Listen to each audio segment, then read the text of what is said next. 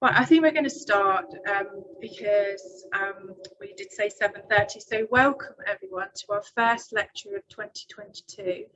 It's also the first time we've had an online lecture as part of our joint programme in Rutland that's organised by ourselves, the Rutland Local History and Record Society and the Friends of Rutland County Museum and Oakham Castle. So each month we take it in turns to host, and this month and next month it's the History Society's turn. As many members are aware, we cancelled our in-person programme last year, and I'm really pleased with the support of Robert Clayton of Rutland County Council that we've been able to provide online engagement. As part of the society as well, we're always looking for volunteers.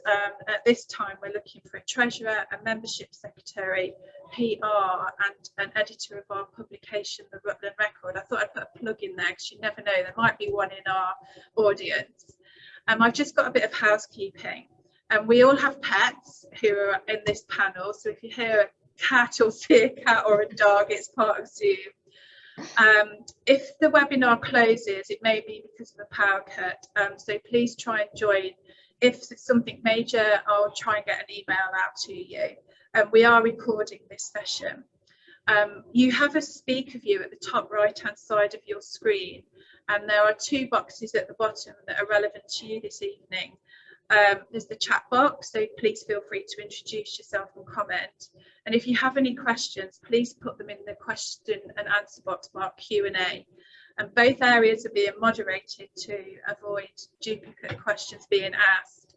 And we ask that you are respectful in the chat box because we can remove comments and individuals as moderators, which I prefer not to do.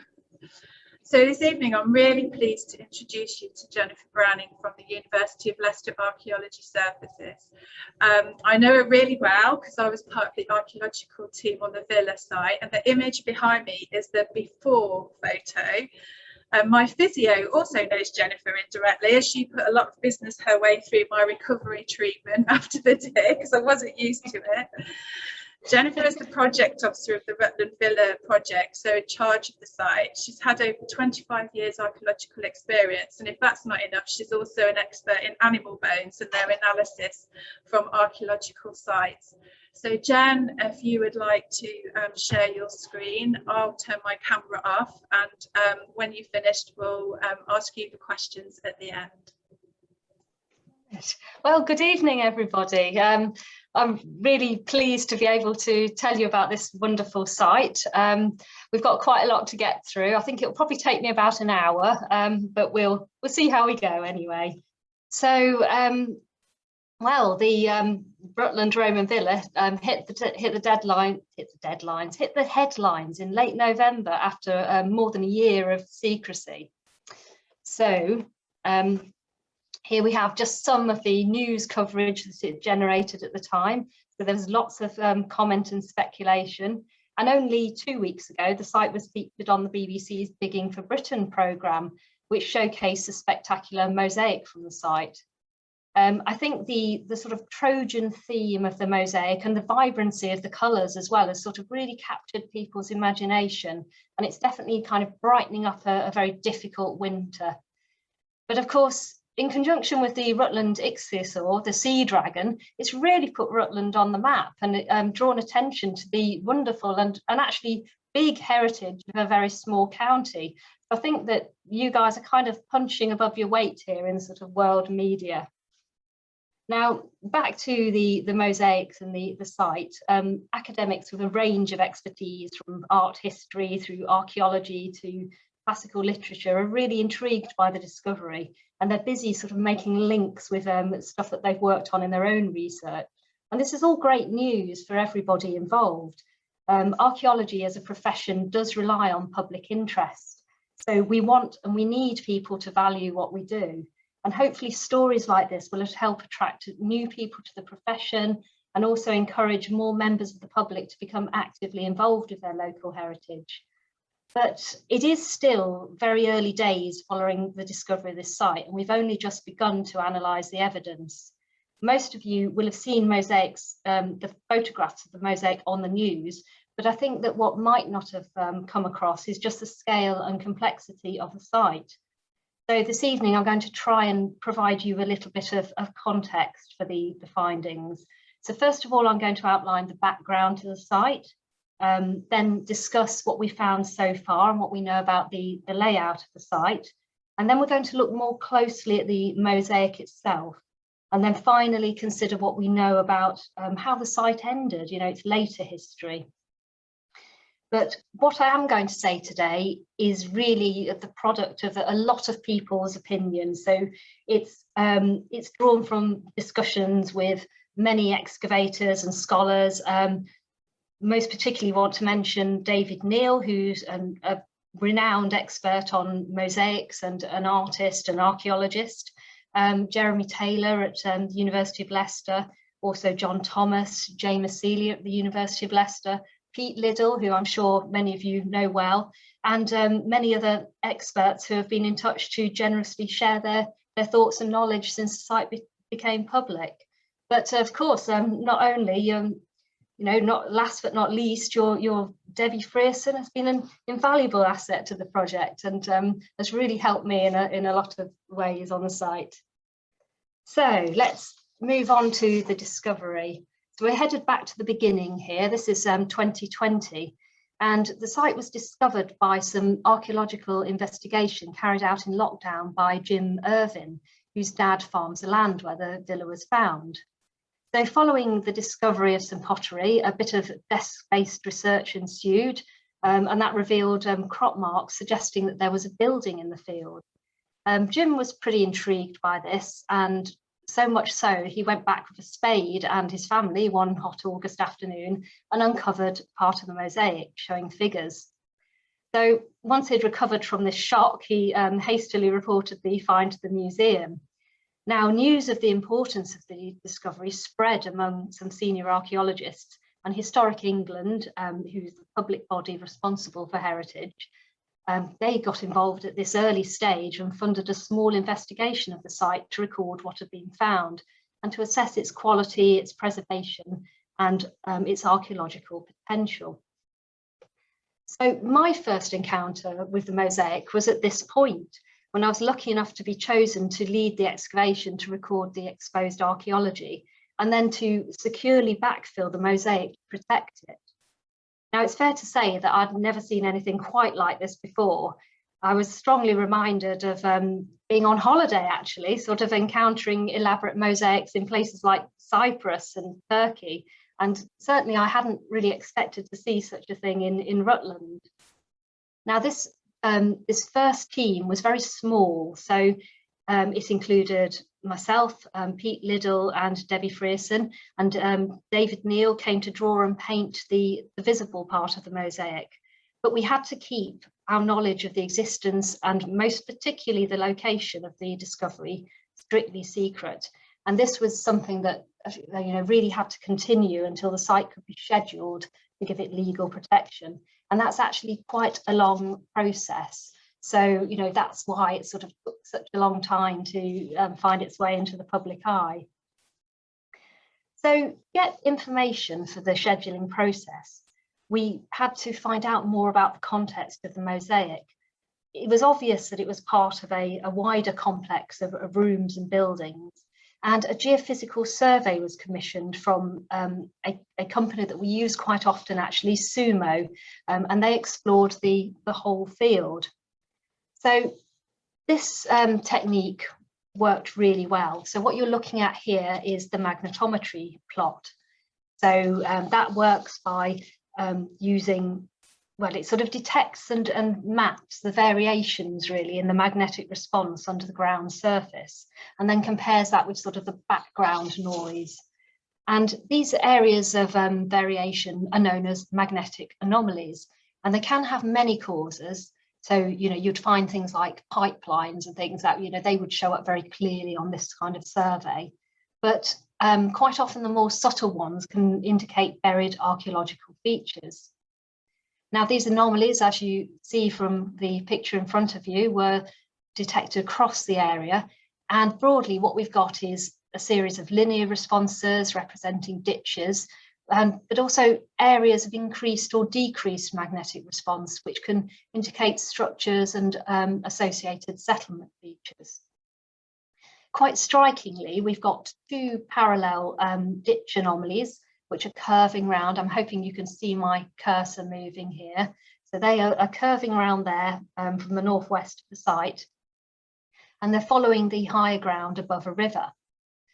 And these are also very striking anomalies, this series of parallel lines, you know, with a nice, rather nice corner that you can see there.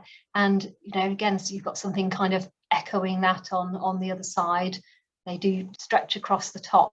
So they do seem to be making some kind of enclosure and, you know, forming a boundary around this central area where we can also see quite a lot of magnetic anomalies in here. So there's definitely something going on. Around the bottom, we'll see that we've got sort of perhaps less well-defined anomalies, sort of things are looking a little bit kind of blobby and a little bit blurry down there. And I think what may well be causing this is alluvium or colluvium, so it's formation of soils really that can be masking what's going on underneath. And we're seeing those sort of above the river.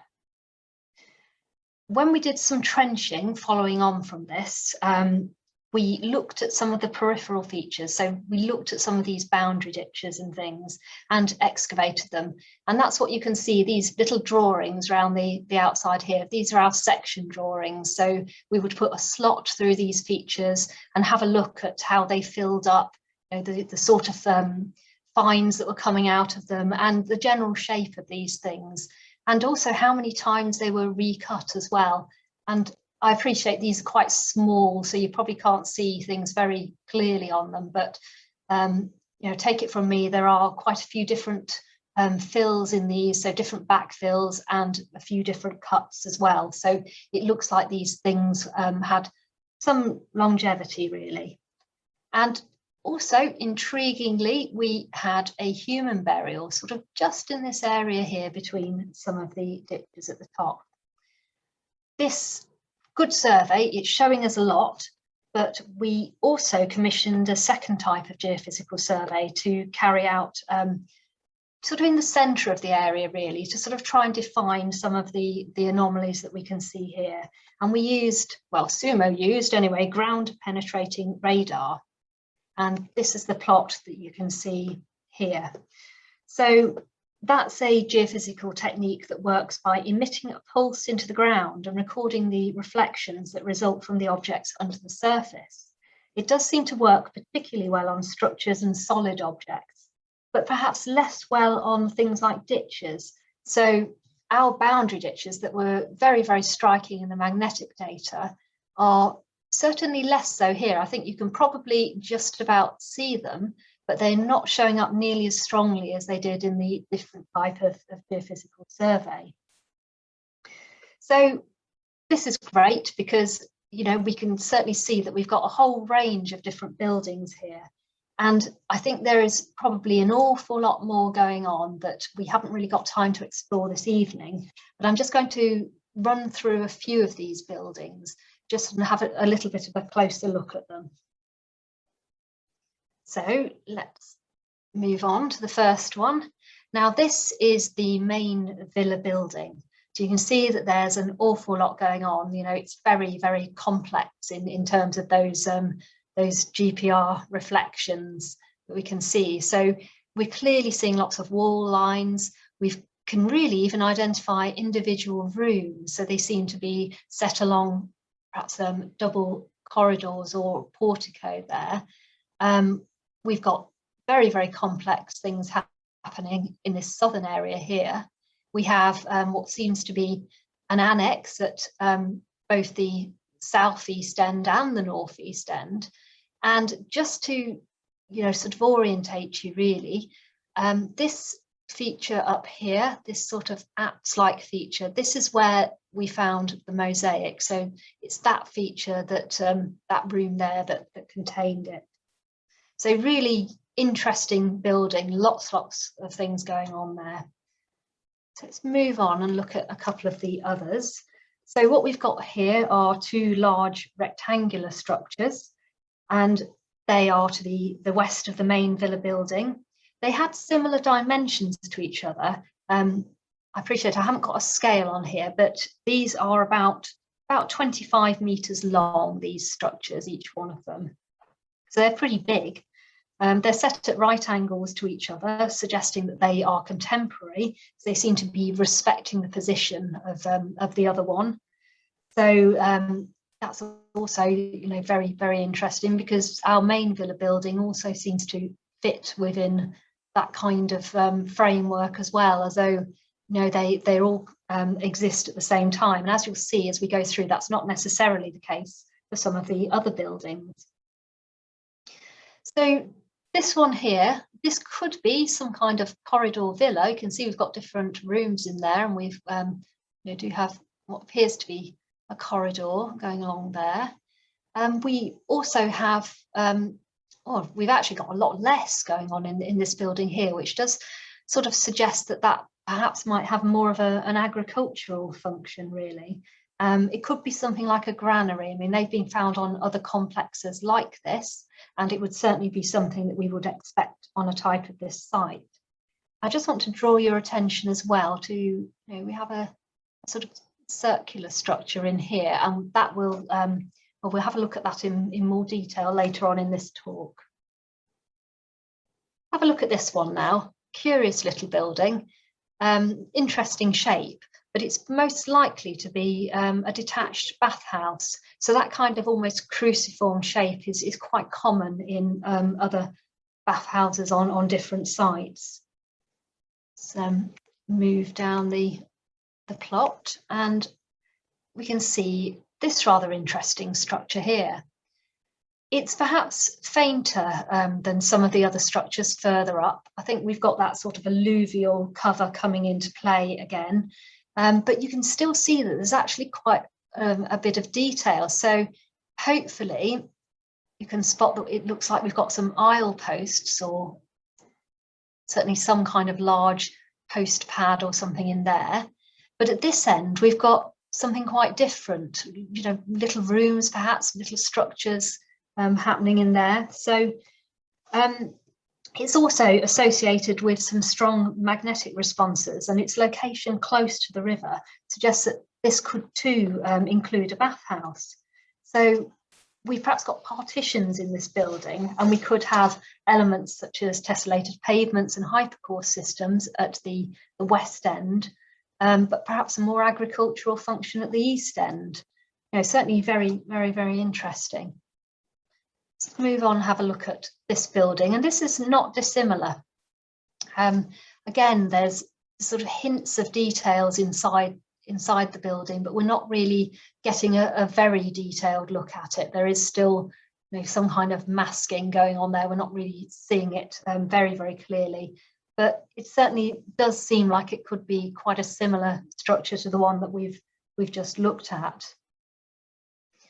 And, you know, if you look at the alignments of some of these, they're not totally on the same alignment as the buildings that we looked at previously. This one is particularly interesting. So we've got a whole series there. It's about 35 metres long. We've got a series of these post pads or aisle posts or something. We're not really seeing any stone structures in there outside of those pads. So it does look like we've probably got a timber building instead of a stone built one. And looking at the way it interacts with the building just to the north, it looks like it's a different phase of activity. This is not to say that it's not still Roman. It could well be. Aisled buildings are certainly very common in the Roman period, but it does seem to, it's unlikely that it would have existed at the same time as that building to the north. So it does seem that, you know, it could be later.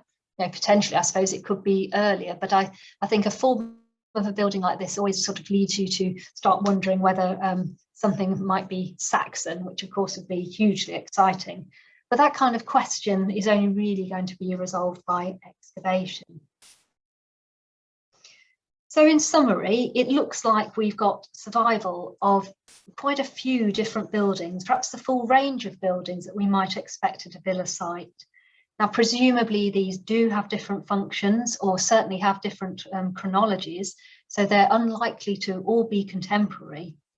I think that further study of this plot will provide many more details of these buildings, and especially if we can supplement that by what we've learned from excavation. The number of known villas in East Leicestershire, Rutland and North Northamptonshire is slowly growing. And even a quick search online will show you that there's a lot of Roman settlements and other remains in the area. But I think what's quite special about this one is the relatively undisturbed state of it, which offers great research potential for the future. Though few of the other known villas are recent discoveries, a lot of them were either found or investigated in antiquity or in the early 20th century. And this has often meant that excavation has been rather patchy and perhaps took place when techniques, archaeological techniques, were not quite so well developed. So in some cases, we perhaps don't have very good finds assemblages or good environmental evidence, for example. And also, some of these sites no longer exist. I mean, often things were, found when they were effectively getting destroyed for some reason or other, particularly in antiquity. And so often, and this really goes throughout the country, we know very little about the layout of villa estates beyond the main villa building itself. So you can see that with all these factors coming into play, we've actually got something really, really exciting here. So this actually makes it not only of regional, but also of national significance. So we've already got a fair bit of evidence from the work we've done so far, but if we carefully target any future research, we should get information on a wide range of social, economic and ritual activities taking place across the site. And we should be able to get really good detailed plans and hopefully a good understanding of how the chronology of the site developed. So this really, it's a really great, exciting project, and hopefully we will get to do a little bit of further work. So let's move on to the actual excavation that we've done then. So after the 2020 investigations, we knew that we needed to go back to the site. There were really compelling artistic and archaeological reasons to expose the whole mosaic so that it could be studied and understood as fully as possible. But there were several hurdles that we had to jump first. We needed to convince Historic England, who were in the process of scheduling the site, that we had good research objectives and were not just hoping to dig for the sake of it, that our information would follow up and refine information that we got from those very small interventions in 2020. And we also needed to secure a good amount of funding, because any further work, was not going to be funded by Historic England. So we needed to get that money from elsewhere. And we were also well aware that the site did need to be presented to the public in some form or another. But that was made rather difficult because it was all still under a very strict embargo. But luckily, our connections with the university gave us much of what we needed. So the pandemic had effectively disrupted excavation opportunities in 2020, and therefore a whole cohort of archaeology students have missed out on an essential component of their course. So they had to do a second batch of fieldwork in 2021 to make this up. And because it was part of their course, there was a level of financing that was attached to those students. So it also meant that we would get the right academic expertise on board to help really refine those research reasons for the dig as well. And this was to be our route back to the site. So it's a brilliant opportunity for those students and a chance to explore some hugely significant archaeology. After a lengthy period of discussion between ULAS and the School of Archaeology and Ancient History, with Historic England and Leicestershire and Rutland County Councils and various external specialists, a French plan was finally drawn up, and we agreed that the work would take place in September 2021. And this is what you see in front of you. So the black lines, slightly raggy black lines there, but nevertheless, they are showing the trenches that we planned to excavate. Let's have a look at those in a little bit more detail. So there were three areas that we were going to look at. The first one, of course, being the mosaic trench, where we widened out our initial area because we wanted to not only expose the whole of the mosaic, but also to understand the context of it and how the room fitted into the northern part of the villa, and also what was around it. And it was also particularly important to record the later archaeology of the site. So what led to it, what led to it being forgotten really under a field for so long. This trench here that I've termed the northern annex, as it seems to be the sort of easiest term for it, rather than giving it its full name of T1006, which sounds a little bit like a Terminator. So anyway, that one there, we really wanted to make sense of that part of the building, which appeared slightly separate to the main villa house. We wanted to know what that looked like, see if we could establish what it was for, and also how it related to the ditch to its east. And finally, we wanted to look at the circular building that I pointed out in the geophysics. So this intrigued us because it had a different form to the other parts of the site, and we hoped to find out if it was a different date, possibly earlier than the villa building. We were also interested to see if it was domestic or agricultural, or if we could even have something like a shrine or a temple. Let's look at that one first. So it's probably reasonable to say that we didn't manage to get as far with this trench as we might have liked in the time available, because resources ended up being prioritised elsewhere, and we just had a limited period in the field. But we did manage to characterise the archaeology, and we identified at least two phases of activity. This stone structure had a diameter of 8.8 metres, which is a pretty good size for a roundhouse.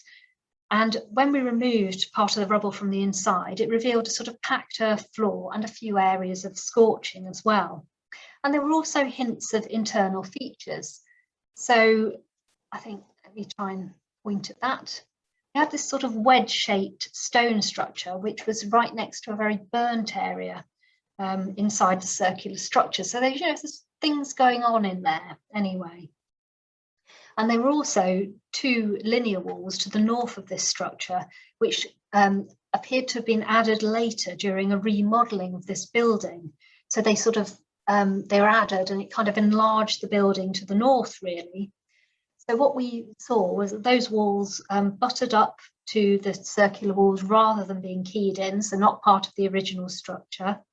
And the curving wall section between them, which I'm just showing you with my cursor now, that was very ill-defined and quite rubbly. So it seemed that this part was probably demolished when the linear walls were built to enlarge the structure. And we also found that there was significantly more domestic rubbish. So lots of things like pottery and bones in this trench. So, quite a lot of occupational activities taking place. And a lot of these finds were found in the ditch as well. We had a sort of series of enclosure ditches to the west of the trench, which had been recut multiple times.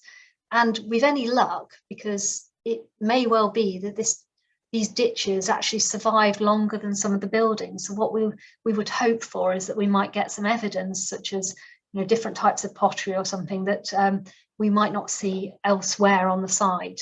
But we haven't actually done that work yet. So unfortunately, I've only got a few sort of pottery spot dates that I'm able to share with you this evening. However, that pottery has provided a preliminary date of the 3rd century AD. So this is slightly earlier than what we see elsewhere in our excavations, where we're getting the sort of late 3rd, 4th century suggested in the other trenches. But it's still suggesting the later rather than the earlier Roman period, so not significantly earlier. There are other interesting things going on in this trench. So we found dumps of sort of ashy material which were identified outside the building.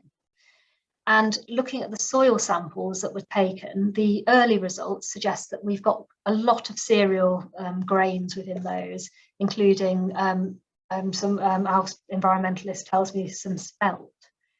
The evidence then in this trench is so far pointing to a domestic and agricultural character rather than evidence for funerary or religious activities.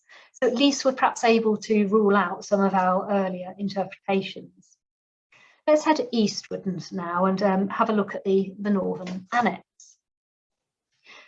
So the walls here identified really through the GPR, and what we found when we uncovered them was that it really actually was quite similar to what we saw in the GPR. That certainly did a rather good job of defining those.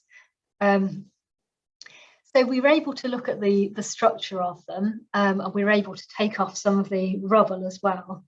And what we found was that the width between the two main walls seemed to be, pretty sort of suitable for a corridor. But then we got other walls which seem to have been added later. And again, like the circular building trench, we've got these things that are actually butting up to the earlier walls rather than being keyed in. So, it does sort of hint that they are later, and we've got subdivision in a sort of slightly later period. It's quite interesting that we had really very few domestic finds, such as pottery or bone, except in the ditch fill. And we also didn't have a great deal of things like wall plaster or signs of fine decoration. We did only have a few tesserae, a few loose tesserae, and they turned up in the ditch fill. So we weren't really getting a sense that this part of the villa was elaborately decorated. So whatever it was, I mean, perhaps we could be talking about slave or servant quarters or storage, or maybe it was simply unfinished, but it certainly lacked those luxury elements that we will be seeing later on when we go to the mosaic trench. Excavation of the ditch showed that it originally predated the building because it was partially backfilled around the time the building was constructed. And then we'd got a later recut. So it was open, then the building, then backfilled, and the building was put in place. And then later on, it was partially opened up again. So, quite a sequence of things happening there. Certainly quite interesting. Let's have a look at that strange square structure. We excavated half of this in our trench, so it was about 3.5 metres across. And the wall appeared to be one continuous build, suggesting that it was certainly originally freestanding. But we did find that a very short stretch of infill walling later linked it to the rest of the annex. Now, once again, there was no sign of wall plaster or of floors.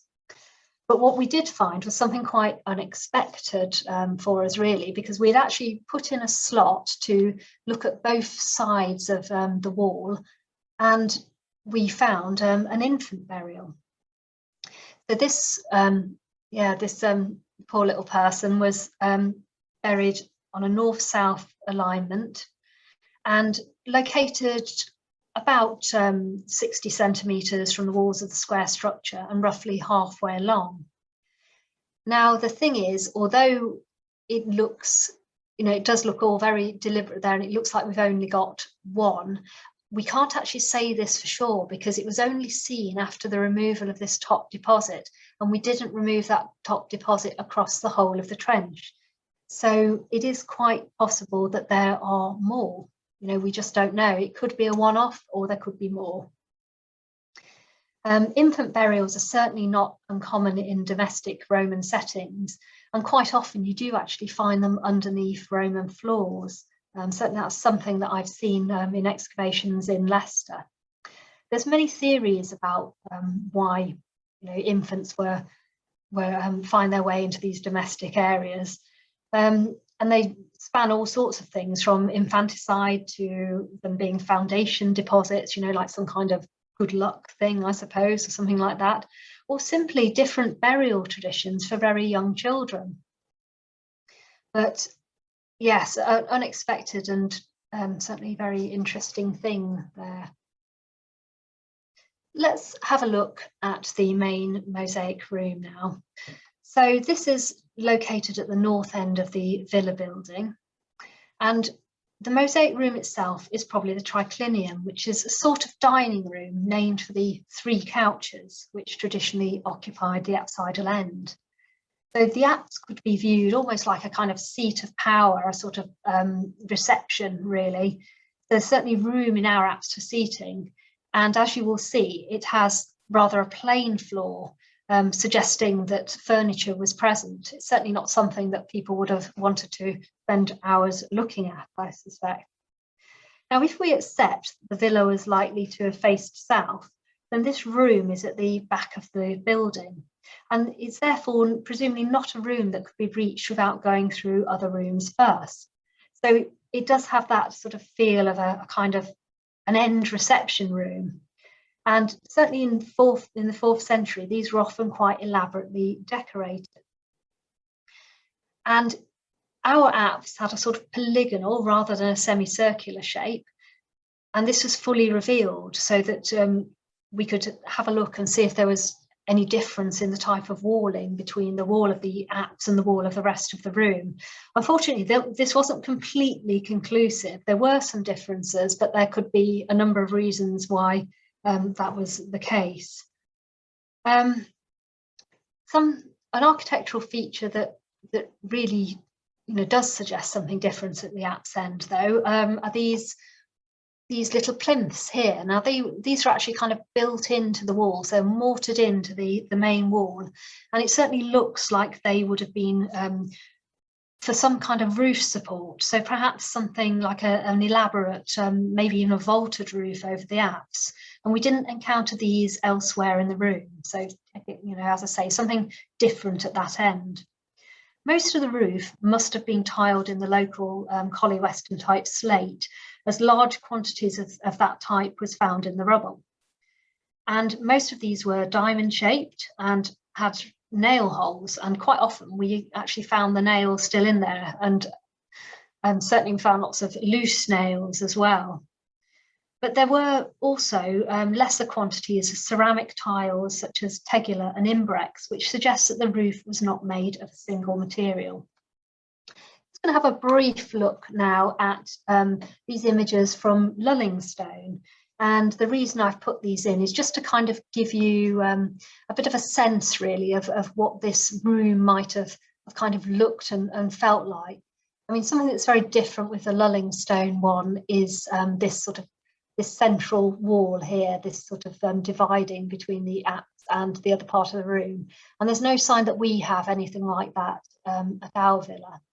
But I just think, reconstruction like this, it just kind of gives you, that sense of where such a room might sit within the villa and how it might appear, how you might have these people lolling around at one end of the apse, or to receive their visitors who are coming in at the other end. And it also, as we can see here, gives them a very fine view over the mosaic as well, which we will come to quite soon. But before we do, let's have a little look at the immediate surroundings of the mosaic. So we did a little bit of exploration on the east, the south and the west, and we identified some more tessellated pavements on the east and the south sides. So the example on the east was patterned, and our mosaic expert, David Neal, thinks that it's very likely that this pattern may have been repeated across the room. So we've only actually exposed a very, very small amount of it there, but he's already quite excited by it and just does think that we're seeing something slightly different. So it would be nice to get a slightly better look at that, but at the moment this is really all that we've got to go on. Unfortunately, at the southern end of the room, we don't have anything particularly different or exciting there. We've got these, rather a nice pavement, but just in plain grey. And unless that border, is very, very wide, then it could well be that we've got something that actually is plain across the room or corridor there.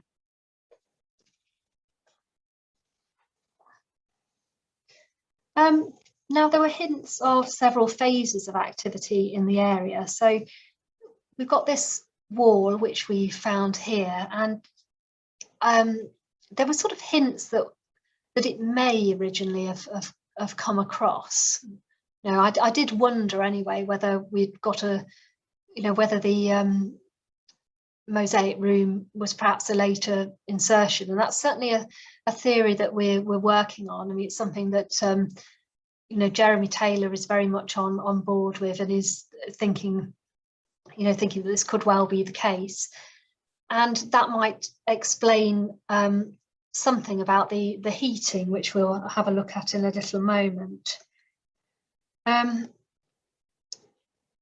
Yes, that's the other thing I must mention, is that we had almost like a bit of subsidence in the centre of the mosaic, which unfortunately you probably won't be able to see very well from the photographs, but it certainly suggested that the floor may have been subsiding into an earlier feature.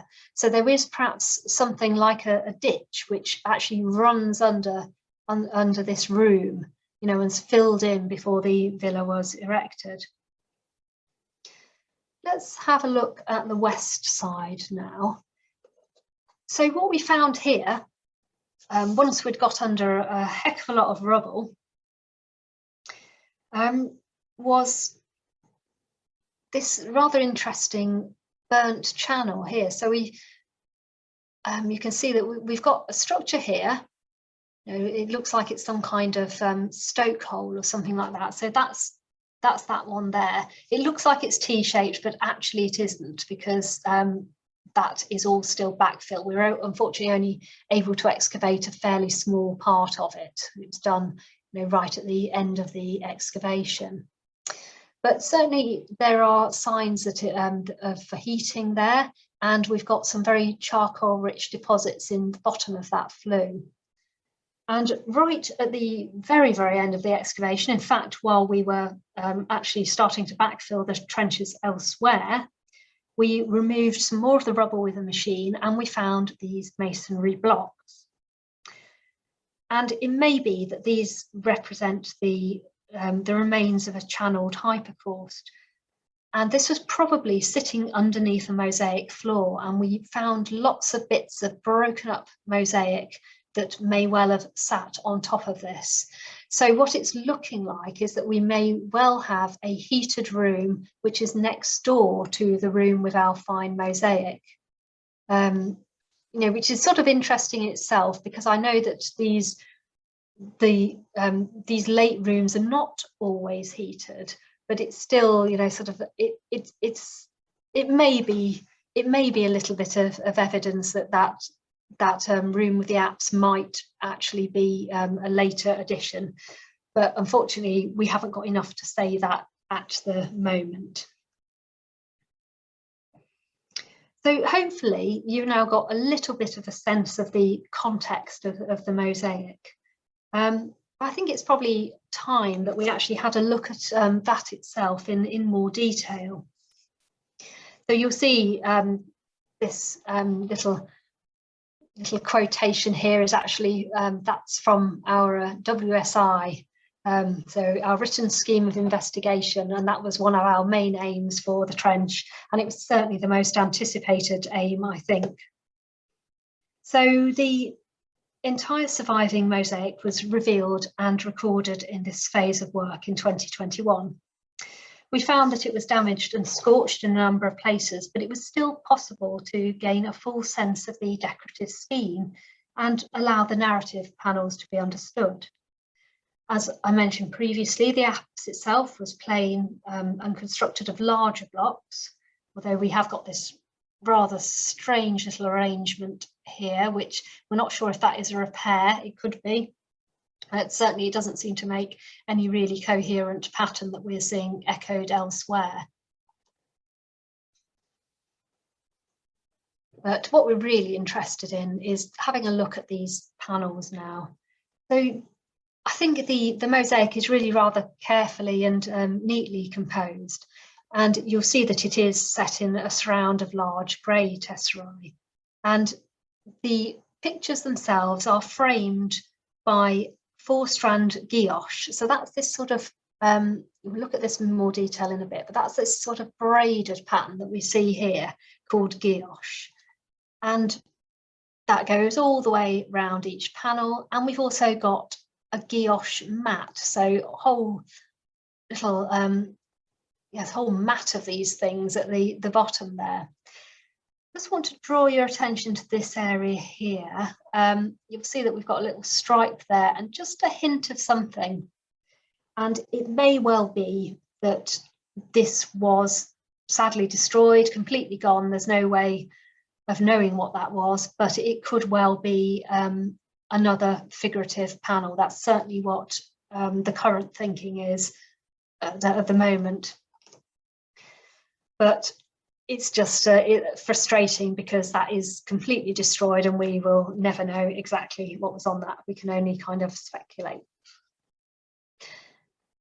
So each panel tells part of a story, and that story is the end of the siege of Troy based on Homer's Iliad, which was written in about 800 BCE.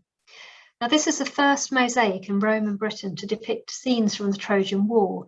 And here the story alluded to is the battle between the Greek superhero, really, Achilles, and Hector, the Prince of Troy. And the background to this rather dramatic episode is that Patroclus, who was Achilles' close friend and ally, had gone into battle wearing Achilles' armour. That's actually because Achilles was, I believe, sulking in his tent, and therefore his friend went out to rally the troops himself, but in doing so, he was killed by Hector. And Achilles is absolutely grief-stricken and totally enraged, and he's very much out for revenge. Achilles was a very popular figure to depict on mosaics, and he does appear on several in Rome and Britain. For example, the episode of Achilles disguised as a woman on Skyros certainly appears at Keynsham, so in Somerset, and I believe Rudge in Wiltshire as well. And it's also possible that a mosaic from Hawkstone, Lincolnshire, features an Achilles design too. So let's look at the first panel in detail.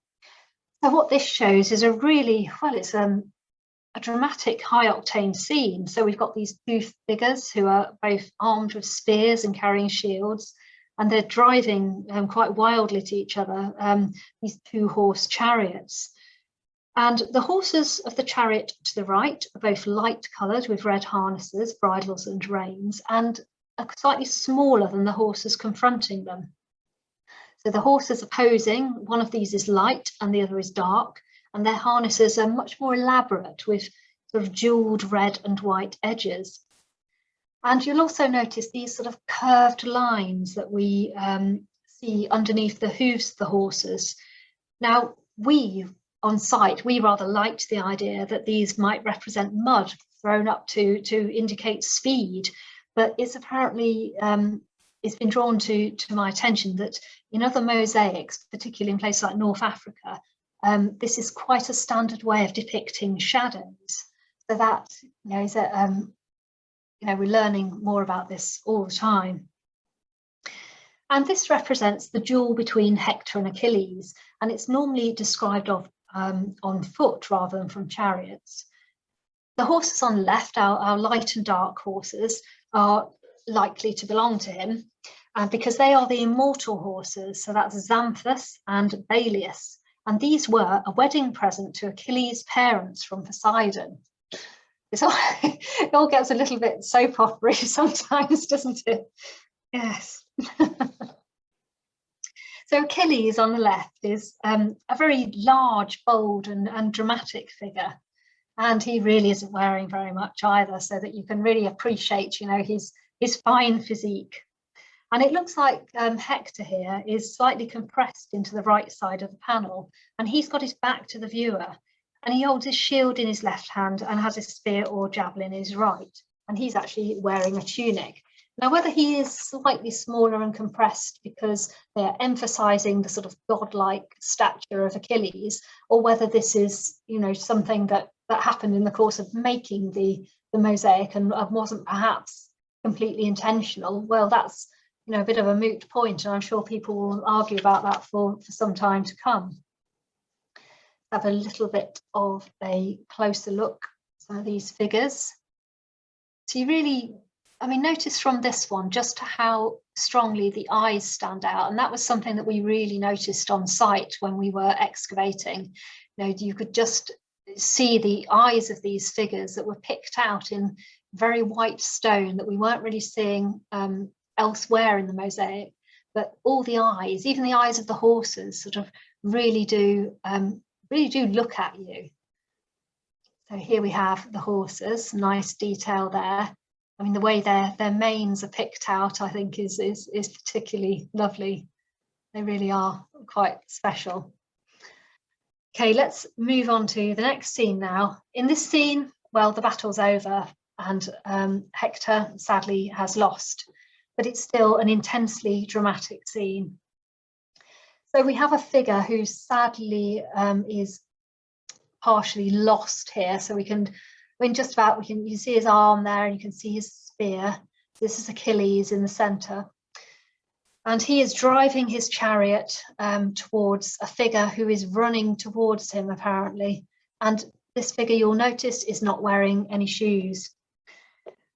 This is Priam, king of Troy, and he is Hector's father. His arms are outstretched.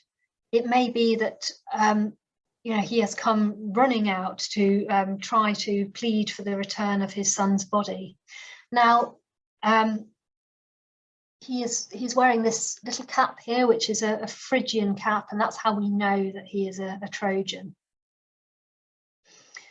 And we have the body of Hector here being dragged behind the chariot. So you can just see part of the chariot there. And we also have this other figure, the sort of cheering man. And I'm absolutely in no doubt that he will have a name, this guy. He could be Diomedes.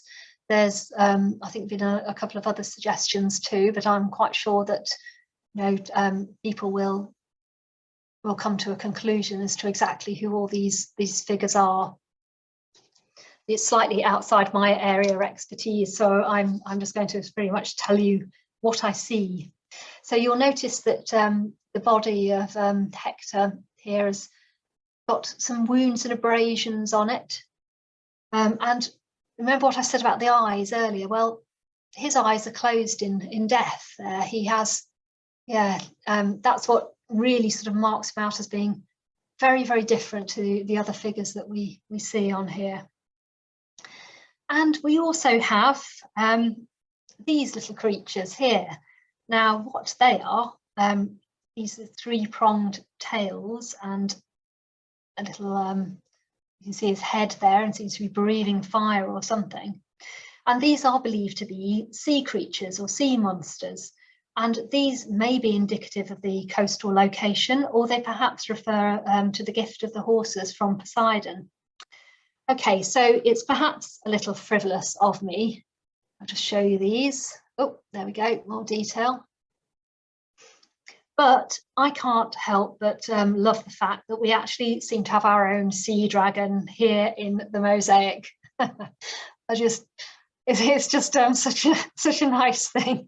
It would be lovely to suggest that there'd been some sort of long-held folk tale, but I very much doubt that's the case.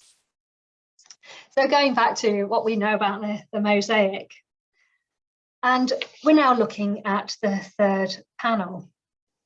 And again, we have another, you know, a scene leading pretty much directly on from the one below. So just note this very, very strong narrative structure in these panels. And here we have Priam again. He's actually got his shoes on this time. We've got this rather imposing figure who is carrying scales across his shoulders. And on one side, we are seeing lots of gold, which is being put into those scales. And on the other side, we have, again, the body of poor dead Hector. And essentially, what is happening here is that Priam is trying to buy back the body of his son with gold.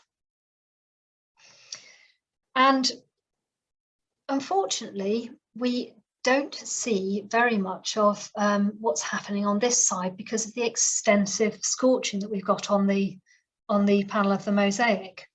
We've got this figure here, right in the top left, who's wearing a tunic, and he may be the same character as the shield bearer below. So that possibly that Diomedes, who's a sort of second Achilles really in the Iliad.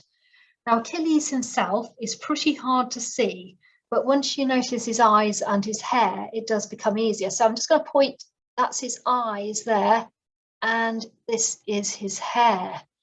So he is sort of sat down, he's got one leg outstretched like so, and he's got another one bent up at the knee.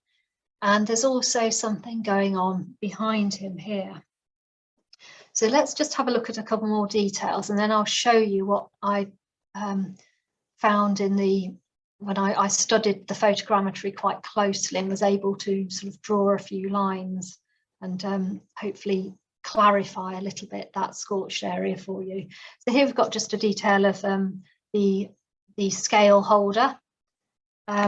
Here we have a little bit more detail of King Priam and the figure behind him, presumably a Trojan. And here we go. This is the work that I was able to do on the photogrammetry. So what I did was trace the sort of position of the tesserae. So looking very, very closely at the photographs, I was looking at which way the strands were going. So I was able to draw some lines, even though the colours were very difficult to distinguish. And I'm very confident that this is pretty much what I can see. I'm fairly confident I'm not making anything up there. That seems to be, you know, what would have been there, or pretty much. So we've got a shield, we've got either it's been suggested that could be armor or another figure behind Achilles here.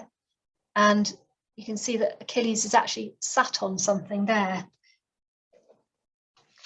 Now, what I'm going to show you now is something that was actually brought to my attention only at the beginning of the week. And this is something that has come through Professor Roger Wilson. But he sent through an article about some work at Cadedi, the Villa del Talaro there, which we will come on to in just a moment. But I was immediately struck by this panel of mosaic, because I just thought that really does show a very, very similar scene to what I think we can see here. So, you know, really very, very interesting.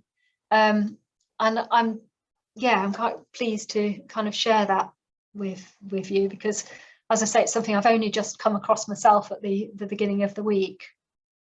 And this is the caption that came with that. So yeah, fascinating stuff.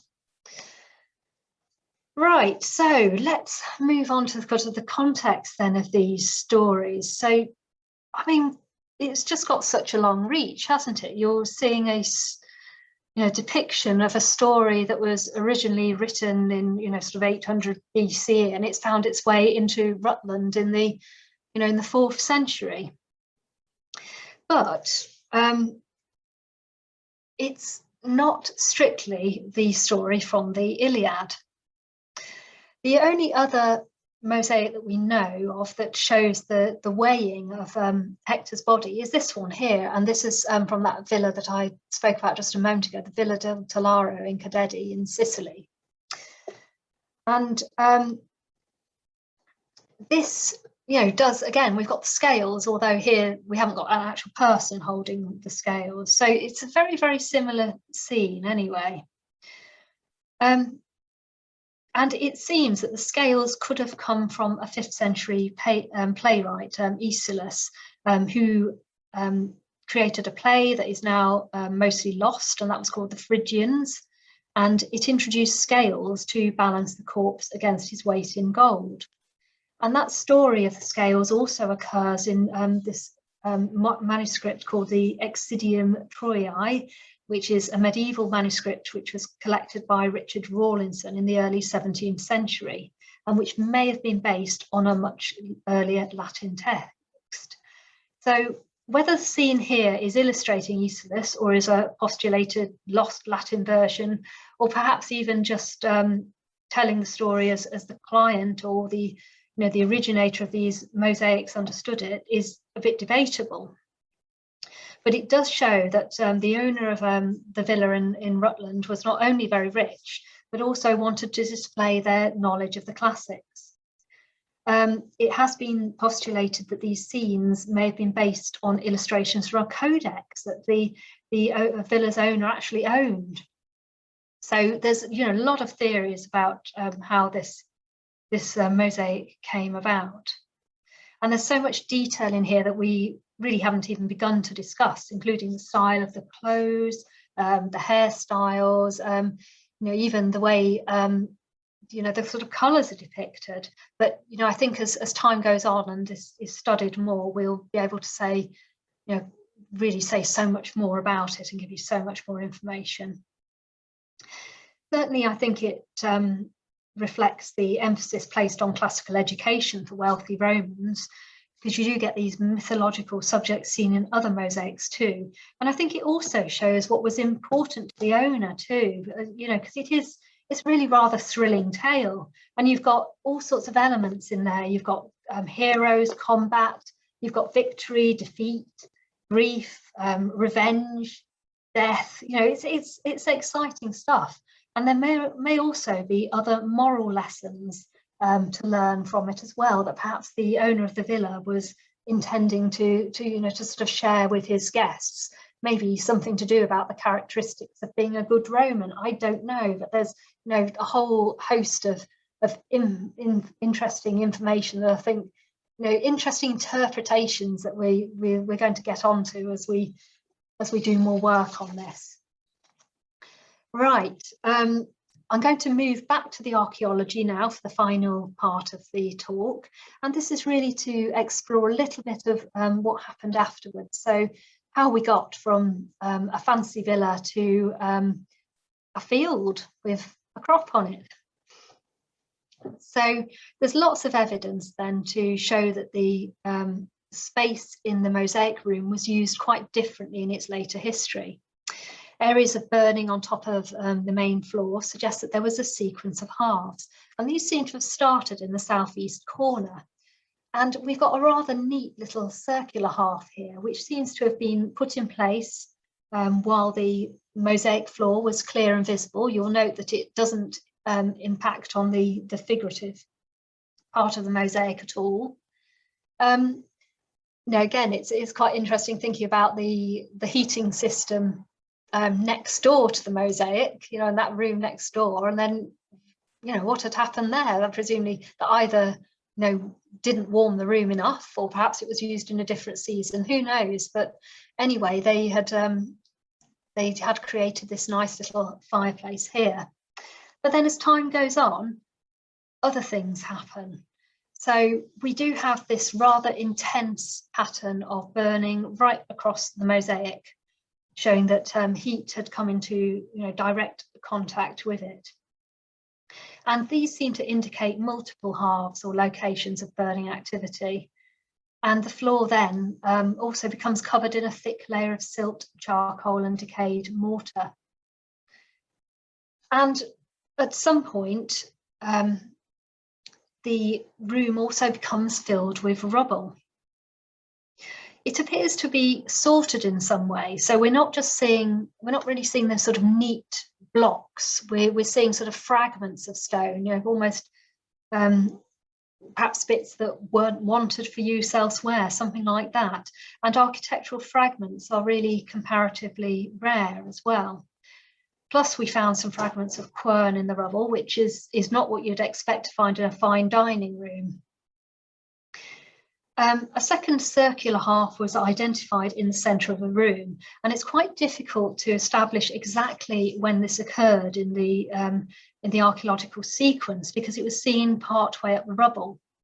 And there's lots of disuse layers, perhaps suggesting that the rubble filling took some time. So it's almost like maybe they were creating, sort of new surface on top of the mosaic, because importance of the mosaic, that wasn't considered to be a useful thing anymore, and it just does beg the question as to whether you've got the rubble itself just creating a new surface.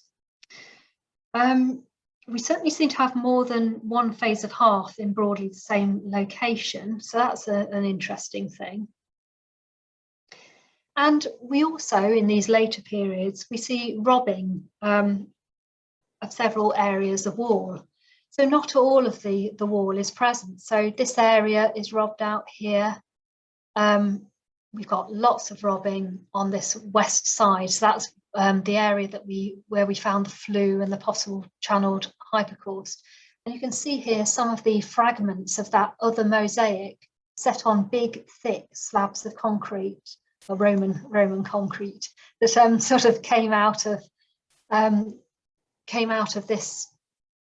this area of rubble. So, you know, what that was intended to sit above something.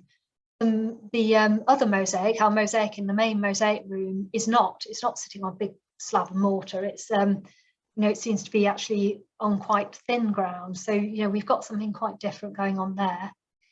And there are other architectural fragments and you know, decorative fragments within that area of rubble as well. So we've got these fragments of wall plaster with a variety of colours on them. They only seem to be quite small bits, unfortunately, so we're not sort of getting stuff that has collapsed in situ, but hopefully we still should be able to get some interesting information out of it. And then there's some other very intriguing things. So on top of the rubble, we found a grave in the apse which contained at least 2 flexed burials. One appeared to be laying behind the other. And these are broadly east-west and centred right within the apse as well, which simply has to be significant and implies that the walls of the building were certainly still visible. And we also found some disarticulated bones, so possibly bones from other disturbed burials. And although we don't know the date of these, it's really tempting to think that they might be Saxon. I mean, certainly we've got Saxon graves well known at Roman sites. A nearby example is Empingham Villa, which had some Middle Saxon graves, I believe. And the mosaic room is not the only place where we saw these sort of strange deposits in the rubble. So we seem to have a bit of a funerary focus in the northern annex as well. It's, again, it was notable that we'd got a lot of rubble, which is almost packed into the internal parts of the building. And then we had deposits of animal and human bones within the rubble layers. So we have this large dog here that was buried within the stone structure. So post-dating the use of the building and just sitting there within the top of the rubble. We also had some human foot bones, possibly indicating a burial extending into the south bulk of the trench. So, you know, outside our area of excavation, of course. And also a group of animal bones located within the rubble in the building. So lots of curious and interesting things going on after the building had fallen into disrepair. And although the date of these is currently unknown, it would be very good, and we certainly hope to include them in a programme of C14 dating from the site. So this has been an account of what we know or suspect so far, but work on the site is really only just beginning. Already there's been a wealth of interest in the mosaic from many different scholars, several of whom have already started to share their theories and interpretations about different details. And it certainly confirms my view that there are many probable interpretations, and the mosaic's really going to kind of provide food for thought for many years, possibly even prompting re-evaluation of other pavements in the light of the new discovery. I certainly believe the mosaic's full of symbolism, and all the figures are likely to represent named characters in the story. I'm sure that every bit of detail probably has a meaning, and it may well provide many clues about the values and preoccupations of the wealthy villa owner and other members of his class. And I do say his because it probably is, knowing Roman society, sadly. Yes. But it's not all about the mosaic anyway. The finds and soil samples will be analysed and provide information on trade activities and the chronology of the villa. There'll be careful study of the order of structures and deposits laid down at the site, which will give us insights into how it was constructed, how it was used, and how it fell into disrepair. You might have noticed I haven't drawn many other parallels to other sites in this talk, because that work is really only just beginning. Comparison with many other sites will help us understand details that we've only just begun to consider in this work. Now, there are plans to carry out future field work this summer, although the research priorities, scope and details are still under discussion. But any work that is undertaken will provide new information that may modify, support or explain the current interpretations. And I really just want to say it's been very hard work, but it's been a great privilege to be involved in what's been done so far, and to have this great opportunity to excavate on a really thrilling and really unusual site. But not just for the archaeology either, it's the chance to collaborate with and learn from a fantastic range of colleagues who've brought their various expertise to bear. And it's been really good fun as well. But there's so much more to learn. The story is really only just starting. And I hope I've kind of whetted your appetite for future discoveries, because I'm sure that there's going to be really very more to come. So many thanks for listening. Brilliant, thank you, Jen. I'm going to do some questions, but first of all, just something from me. When you were talking about the robbing, Yeah. we do have records of an individual from South Luffingham in the 1700s who built a lot of the cottages by using the stone from buildings found in the heath and surrounding areas.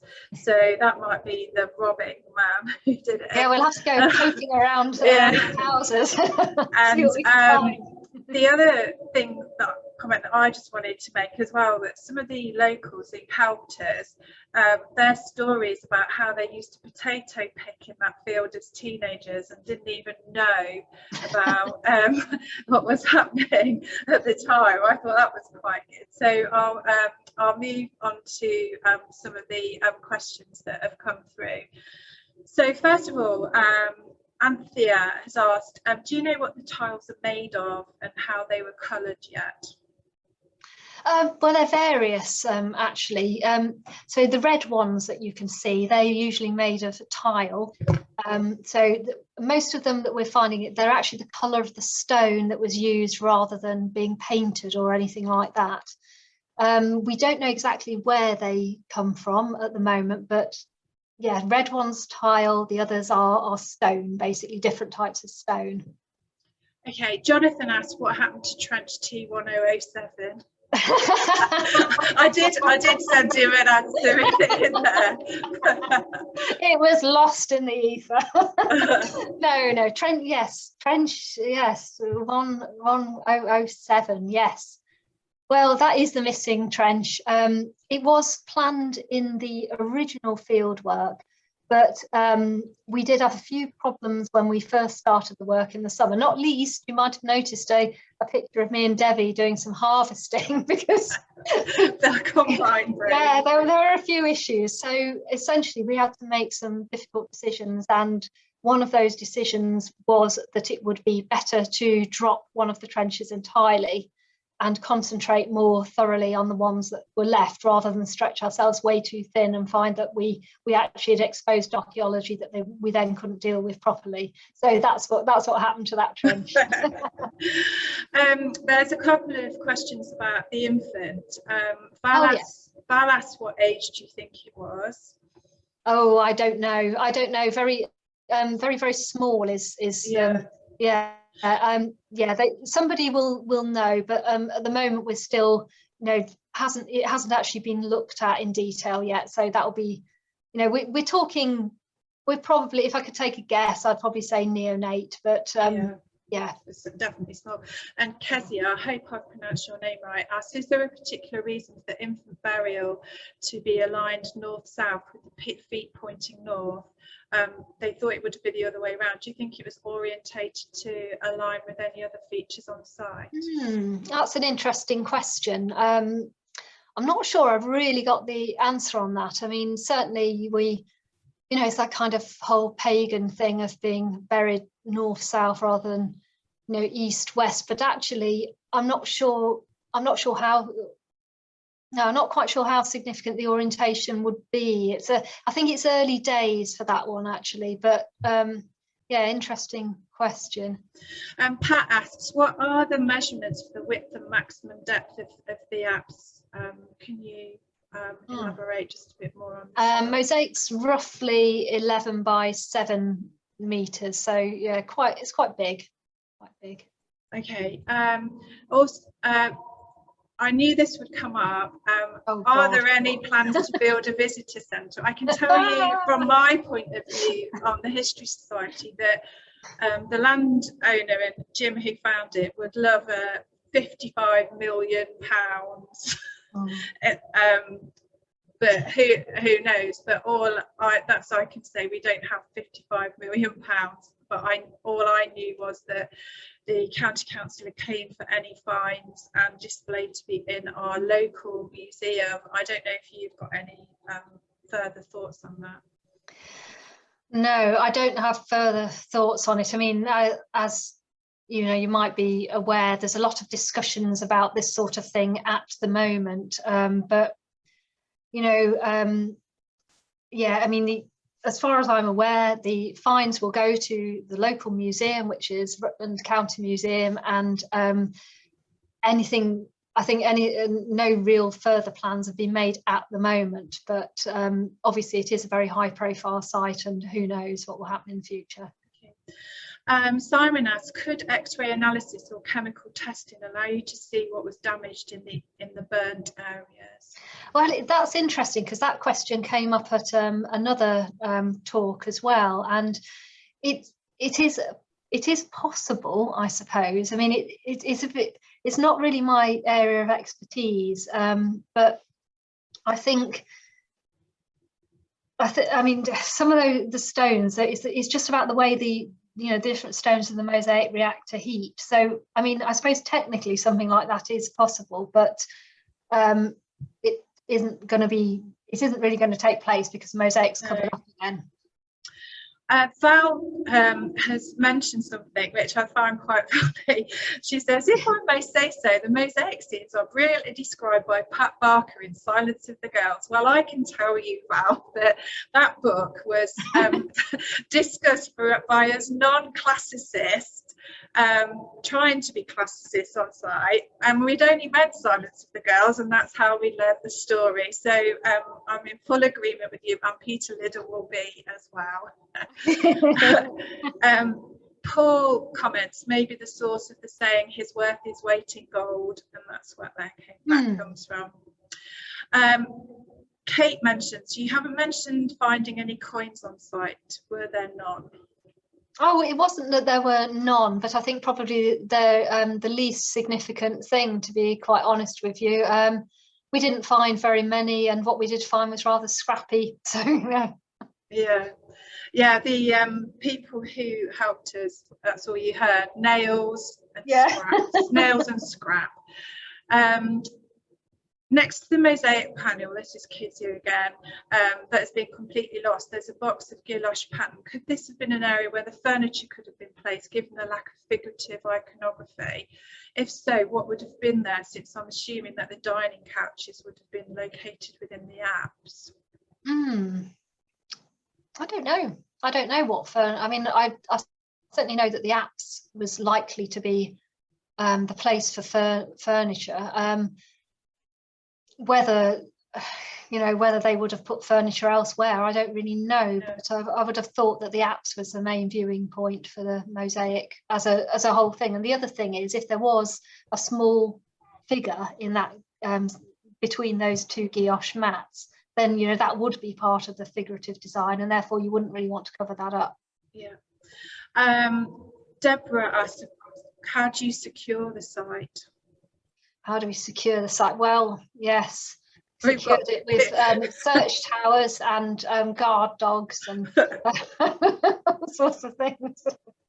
I mean, no, the main security for the site is basically the fact that everything is completely covered up. so there's nothing to be seen on the surface. I mean, obviously, if somebody wants to find out exactly where it is, it's not going to be incredibly hard, but you know, there's probably really nothing to see.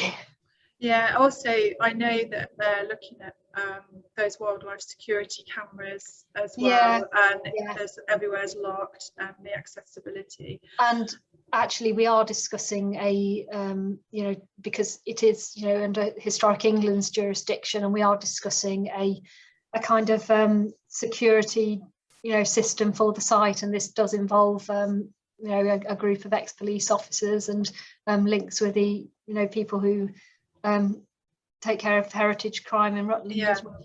Yeah, I'm glad you said take care of it, because I keep saying who do heritage crime. Yeah, I know, which means that like they carry it out rather than. I know what I mean to say, but. Julie asks, have you found sufficient human remains to commission isotope analysis for possible region of origin? And she does mention the money, and somebody else says, is it possible to create crowdfunding to help dig process? So that sort of comes into the same. I know, it would be a nice idea, wouldn't it? I'm sure all these possibilities will be looked at. But there are sufficient human remains, weren't they, to do that? I mean, I know. You see, the human remains, we have, because we're working so closely with Historic England, they, you know, they have a lot of specialists there, and I know their human remains specialists are certainly quite involved in that sort of thing. So if there's a possibility of doing that sort of work, it will almost certainly get done, which is really exciting. Yeah. I think you'd already answered Kathy's question about the future digs, that this summer it's under Historic England's jurisdiction, but we'll let everybody know if there's an opportunity to see the site. Yes.